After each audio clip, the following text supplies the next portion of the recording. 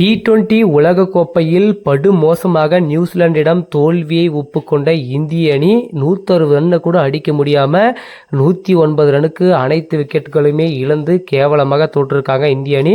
So 4 போட்டிகள் இந்த மீதமுள்ள நிலையில் அந்த T20ல தோல்வியை சந்தித்ததன் மூலம் இன்னும் இருக்கக்கூடிய 3 போட்டிகளிலுமே கட்டாயம் இந்திய அணி வென்றே ஆக வேண்டும் என ஒரு கட்டாயத்தில் இந்திய அணி வீரர்கள் இருக்காங்க, மகளிர் அணி வீரர்கள். ஸோ ஏன் தோல்வியை சந்திச்சாங்க, ஸோ எந்த இடத்துல மிஸ்டேக் பண்ணியிருக்காங்க, ஏன் மேட்சை கையிலிருந்து விட்டாங்க அப்படின்றது தான் இங்கே பேசக்கூடிய ஒரு விஷயமா இருக்கு. ஸோ 160 ரன் அடிச்சாங்க நியூசிலாந்து. ஸோ 160 ரன்கள் தான் இருக்கு அப்படின்னு சொல்லிட்டு ஸோ இந்திய அணி சேஸ் பண்ணிடுவாங்க. ஸோ அந்த அளவுக்கு பேட்டிங் லைனப் இருக்கு. ஸோ ஓப்பனிங்ல மந்தனாவும் சூப்பர் ஆடிட்டு இருக்காங்க, ஷஃபாலி வர்மாவும் சூப்பர் ஆடிட்டு இருக்காங்க, ஹர்மன் பிரீத் கவுரும் சூப்பர் ஆடிட்டு இருக்காரு, அப்புறமா ஜெமிமா ரோட்ரிக்ஸும் நல்லா ஆடிட்டு இருக்காங்க, அதுக்கப்புறம் ரிச்சா கோஸ் இருக்காங்க. ஸோ ஒரு பேட்டிங் லைனப் ஒரு சூப்பரான லைனப் அணி இந்திய அணி வச்சிருக்காங்க. ஸோ அப்படி இருந்தும் எந்த இடத்துல மேட்சை விட்டாங்க அப்படின்றது தான் எல்லாருடைய எதிர்பார்ப்பா இருக்கு.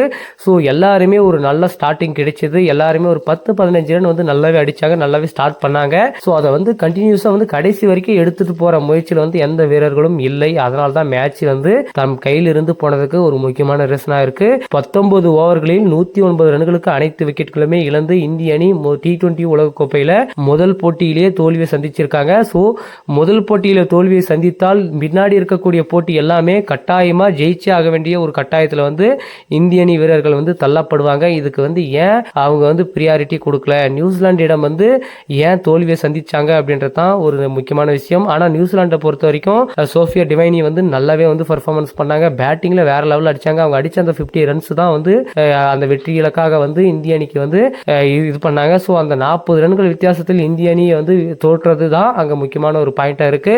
அதே மாதிரி பவுலிங்லயும் நியூசிலாந்து சிறப்பாக செயல்பட்டாங்க. இந்திய அணியை விடவே நல்லாவே செயல்பட்டதன் காரணமாக தான் முதலாவது T20 போட்டியில ஸோ அவங்க வின் பண்ணதுக்கு ஒரு முக்கியமான ரீசனா இருக்கு. அடுத்து இந்திய மகளிர் அணி பாகிஸ்தானே எதிர்கொள்ள போறாங்க. அந்த போட்டி கண்டிப்பா கடுமையான சவால் நிறைந்த போட்டியா இருக்க போகுது.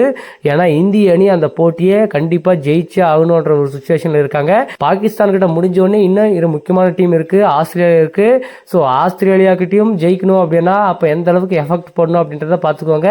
உள்ள போகணும் அப்படின்னா கண்டிப்பா இந்திய அணி அடுத்து இருக்கக்கூடிய மிஞ்சு போட்டியில கண்டிப்பா ஜெயிச்சே ஆகணும் அப்படின்ற ஒரு சுச்சுவேஷன் இருக்காங்க. ஸோ இந்திய மகளிர் அணி இந்த உலகக்கோப்பையில முதல் போட்டியில தோல்வியை சந்திச்சிருக்காங்க. எதனால தோல்வி சந்திச்சாங்க, எந்த இடத்துல மிஸ்டேக் பண்ணாங்க, ஸோ அவங்களுடைய விருப்பங்கள் என்ன, எதனால இந்திய அணி தோற்றது அப்படின்றத பத்தி உங்களுடைய கருத்துக்கள் ஏதாச்சும் இருந்தா சொல்லுங்க. இந்திய அணி என்ன மிஸ்டேக் பண்ணியிருந்தாங்க, எந்த இடத்துல மேட்ச் வச்சாங்க அப்படின்றத பத்தியும் உங்களுடைய கருத்துக்களை கமெண்ட்ல சொல்லுங்க.